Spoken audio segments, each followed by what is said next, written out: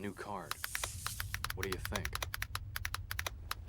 Oh, look at that. Picked them up from the printers yesterday. It's very cool, Bateman, but that's nothing. Look at this.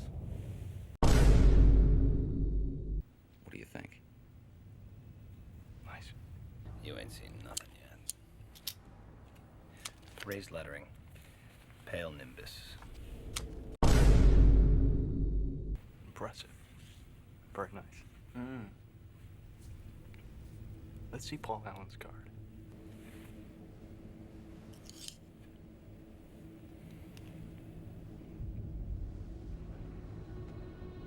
Yeah, we finally added an inventory to the game. It all started when we realized that our game was missing a key component of the survival horror genre, an inventory system. Sure, the player could pick up and drop items, but they had no actual way of tracking them. See, immersion is a big deal for us. No floating menus, no heads-up displays, just you, stuck in an abandoned trench looking for supplies and surviving horrors beyond your comprehension. But this posed the problem. How do we provide said information without breaking immersion? I'm Stimpec, And I'm Murgo. and this is how we created a real-time inventory for our trench survival horror game, Project Crucible.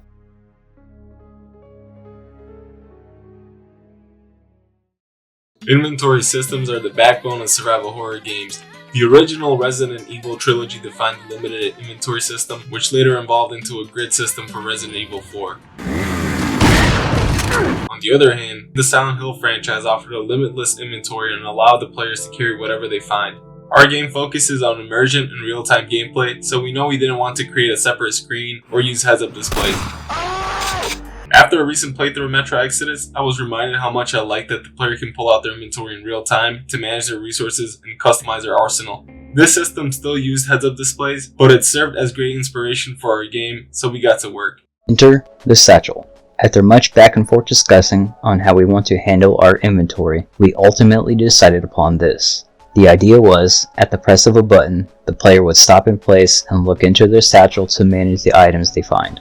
To accomplish this, we took a satchel mesh and attached it to the player prefab, along with the virtual camera that rotates down to simulate the player looking into the satchel. When a player picks up an item, that item is stored in a predetermined area inside the bag. And, to make it easier for the player to locate the item they're looking for, we split the inventory in two halves, one containing ammo, which is not interactable, and the other containing recurring resources, which are interactable. This keeps things immersive while giving you a clear idea what items you have.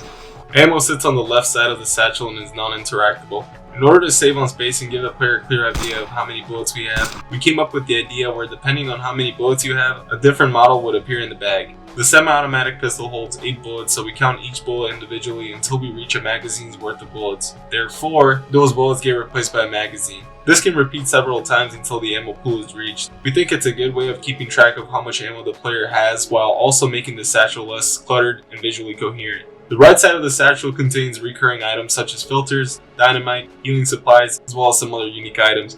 These are the items that the player finds out in the trench, so we need to separate them from the ammunition and let the player know that they can interact with these items in the satchel. To achieve this, we added subtle animations and sound cues when you hover over the items in the inventory.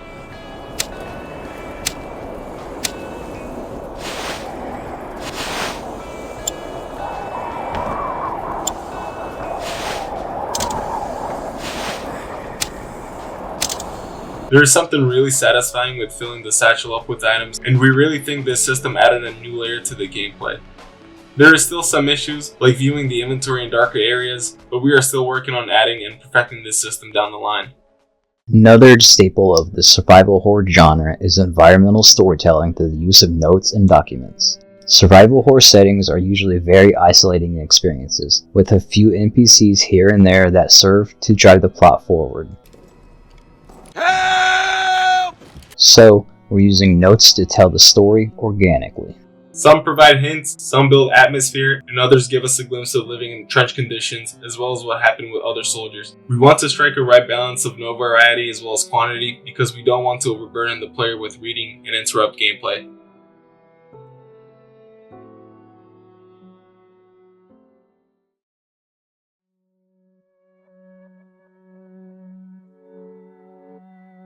With an inventory system in place, we are slowly approaching the core gameplay loop we envisioned from the start. We're currently working on adding more enemies, level design, as well as adding new weapons. We are hoping to officially announce the game soon and release a Steam page and a demo to go alongside it. The game is not without its flaws, and we want to gather your feedback in order to improve the game and make it the best it can be.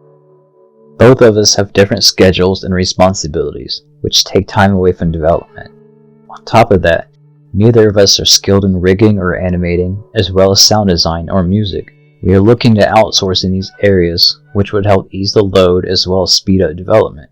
Also, we've been discussing the potential of reaching out to a publisher or going the self-published route. Crowdfunding, like Patreon and Kickstarter, are also good options, but require time to set up properly.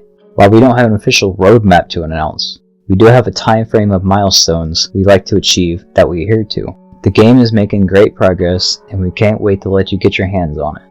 Thank you for taking time to watch our devlog. If you're interested in Project Crucible, hit subscribe to stay updated.